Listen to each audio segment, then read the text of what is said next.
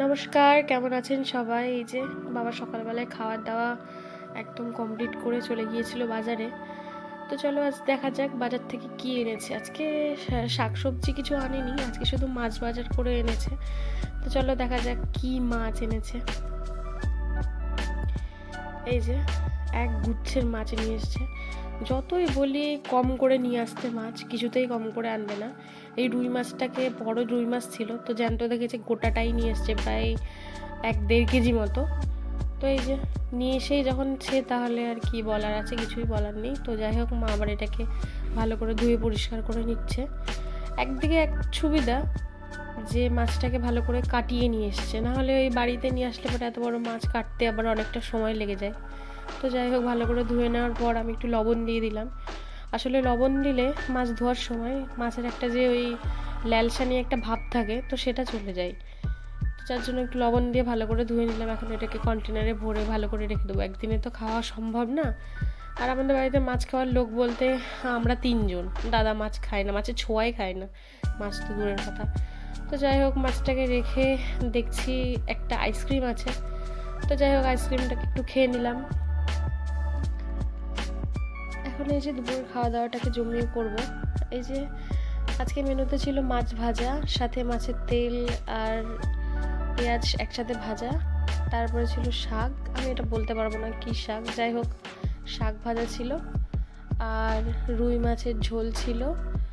আরও অনেক কিছু ছিল, যেমন ডাল, তারপর হচ্ছে লাউ ঘন্ট, উচ্ছে ভাজা। আমি সেগুলো কিছু খাইনি, আমি কয়েকটা জিনিস দিয়েই খাওয়া কমপ্লিট করলাম। এই যে শেষ পাতে ছিল হচ্ছে দই, যেটা আমার খুব পছন্দের।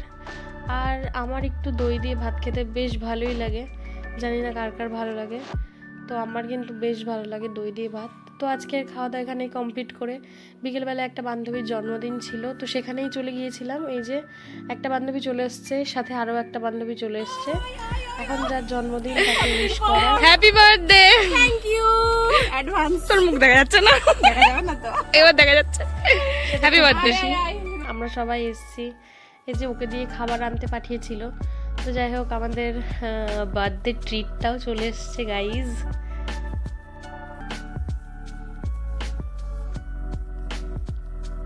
বান্ধবী তো খুব খুশি, আমরা সবাই এসেছি।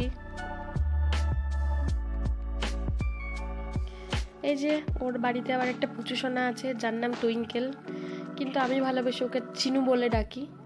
Happy birthday to you, happy happy birthday. এ যাবি না, যাবি না, এগুলো কিন্তু ভালো লাগে না। একসাথে দাঁড়িয়ে থাক, আমি তো দাঁড়িয়েছিলাম না কি। ভালো করে মাখো। মুখটা তোল। মাথাটা কাটছে, মাথার উপর দিয়ে লাঠি মতো কিছু ঢুকছে।